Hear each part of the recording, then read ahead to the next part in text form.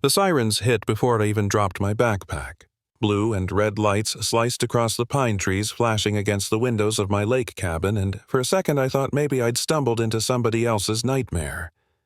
Then I saw her, Karen, the HOA queen herself, standing on my porch arms, crossed like she owned the place, yelling at the cops to arrest me for breaking into my own damn home. And just when I thought it couldn't get crazier, a man with a crowbar stumbled out from behind my cabin. 3 weeks earlier, life had been calm. I'd left for a 5-day hiking trip thinking my little piece of paradise would be safe. This cabin wasn't just property. My late husband John and I had built 20 years of memories here, every fishing trip every winter by the fire, every argument that ended with laughter.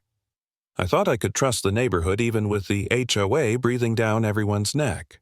But Karen, she moved in 5 years ago and declared herself queen of the block. She wanted control how short the grass should be, what color the mailboxes could be, even how loud the kids could laugh by the lake. And when she learned I wasn't selling my cabin to the developers, that's when she really sharpened her claws. She cornered me in my driveway one morning in her white tennis sweater and pearls that smile tight like a rubber band. "Emily, people who don't cooperate with the HOA, they usually regret it. I thought it was just bluster, the usual power trip. But the moment I came home early and saw the cops in my driveway because she called me a trespasser, I knew she wasn't bluffing anymore. I pulled out my deed hands, shaking proved the cabin was mine. The officers warned her to back off, but before the words could even settle, Rick, her loyal handyman, the guy she used like a guard dog, appeared with that crowbar, eyes darting like a guilty kid caught with candy. The cops ordered him to drop it. He hesitated, and for a terrifying second I thought he'd swing it at someone. Then it clanged against the gravel, and his eyes never left Karen's like he was waiting for her to bail him out. She didn't. For once, she was pale and speechless. That should have been the end, but it wasn't. That night, my phone buzzed with a text from an unknown number. "You should have sold when you had the chance." Then another. "This is your last warning." My cabin, my sanctuary, suddenly felt like a trap. Every creak in the floorboards, every whisper of wind through the pines, I jumped at all of it. Mike, my neighbor and old friend, came running when I called. He helped me install motion lights cameras, even set up an old bell as a makeshift alarm on the back door. For a while, I thought maybe I was being paranoid. Then the rock smashed through my living room window. A note was tied to it with a rubber band. One word, thick and black, out. My chest clenched so hard I thought I might pass out right there, and still I tried to reason with myself. Maybe I was stubborn. Maybe I should just sell, pack up, leave this all behind. Wouldn't it be easier than fighting Karen and her little army of bullies? But then I walked down to the dock, ran my fingers along the wood where John once taught our kids to fish, and I knew I couldn't. Selling this cabin would be erasing my life, erasing him. That's when I decided if Karen wanted war, I wasn't going to roll over and let her win. The HOA meeting came next. Karen slammed her little brass bell on the table like a judge in court.